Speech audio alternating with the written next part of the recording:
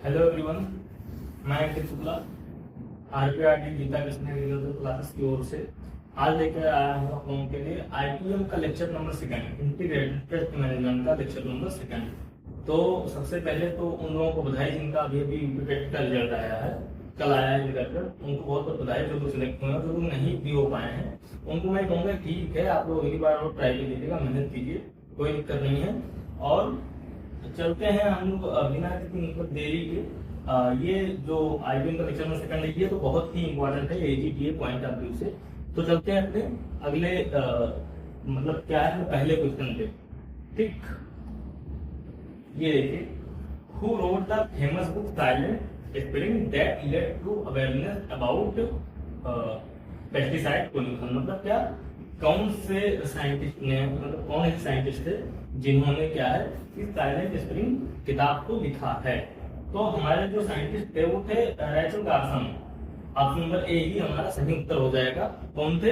Rachel Carson थे। ठीक, चलते हैं। ये देखिए क्या है कि Rachel Carson book Silent spring 1962, क्या कब उन्होंने लिखा था? 1962 में, 1962 में। ठीक, expose that harmful effects of pesticide like DDT on the environment. मतलब क्या कि जैसे हमारा जो पेस्टिसाइड था जिसको पॉल उंगर ने बनाया था, डीडीटी को, जिसके लिए उन्हें नोबेल प्राइज भी मिला था, क्या है कि इन सबका कितना हार्मफुल इफेक्ट होता है, ये किसने बताया था? रैचल कार्सन ने अपनी किस बुक में? साइलेंट स्प्रिंग में। इसके लेकर हमेशा पूछ दिए जाते हैं एग्जाम में, तो ये बहुत ही इंपॉर्टेंट क्वेश्चन है। तो इसको किसने लिखा था? साइलेंट स्प्रिंग को लिखा था रैचल कार्सन ने। ठीक, चलते हैं अपने अगले प्रश्न की ओर। ये रहा अपना अगला प्रश्न।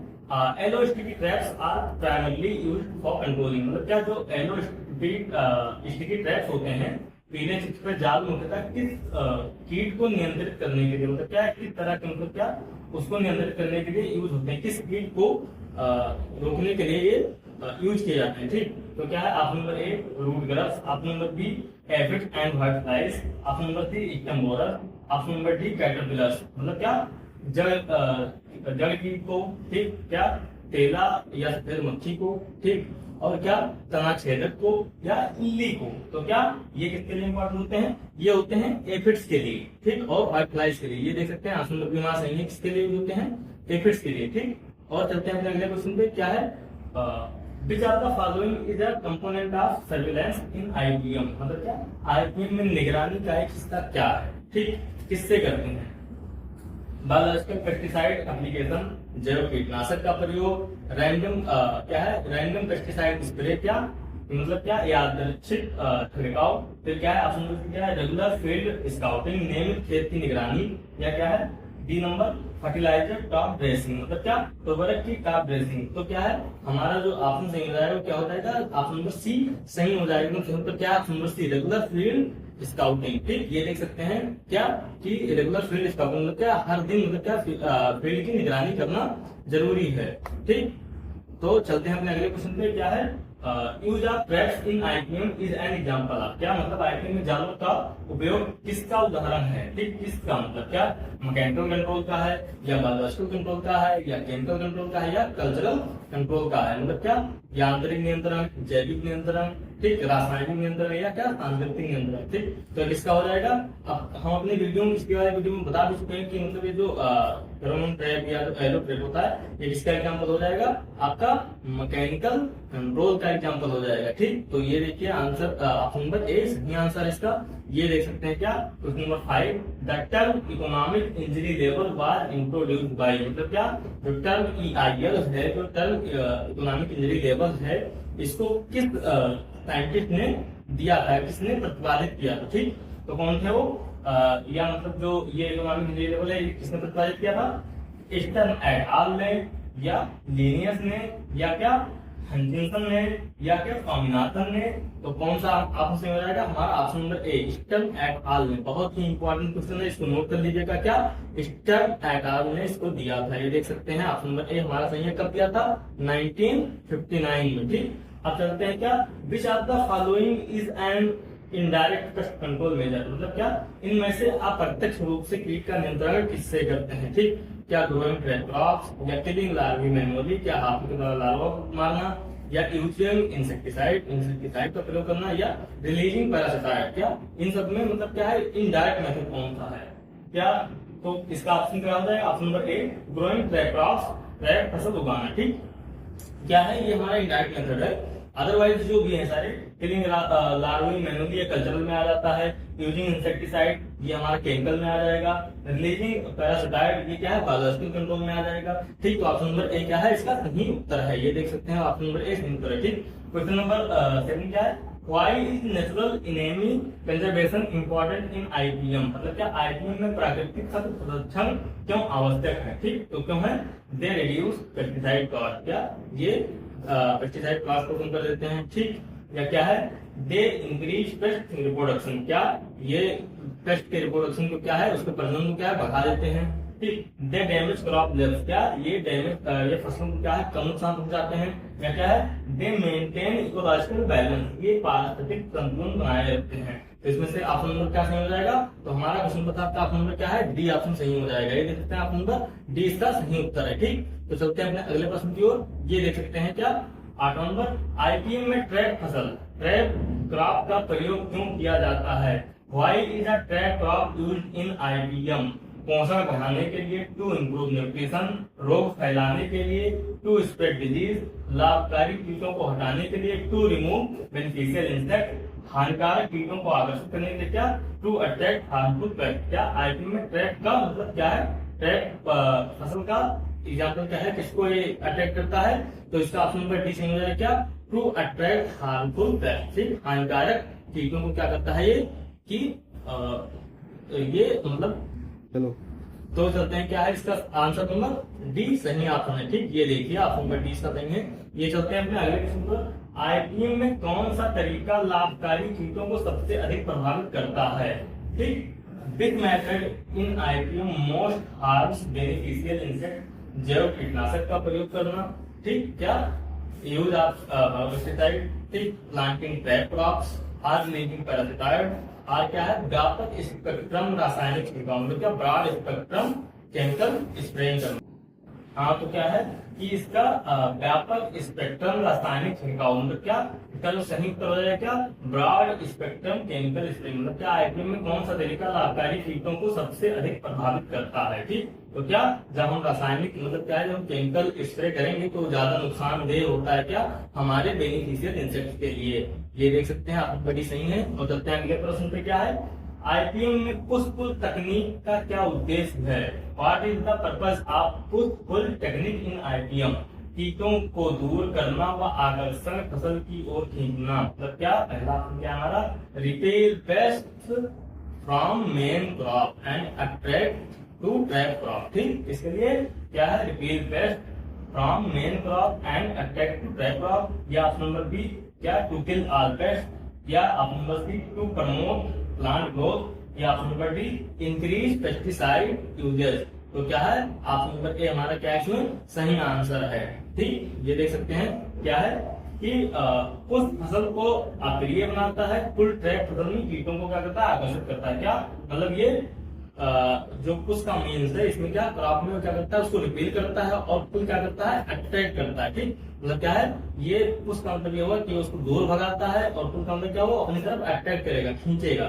ठीक, चलते हैं अपने अगले प्रश्न की ओर। ये देख सकते हैं क्या है हमारा अगला प्रश्न, आईपीएम में सबसे कम पर्यावरणीय जोखिम किस विधि से होता है?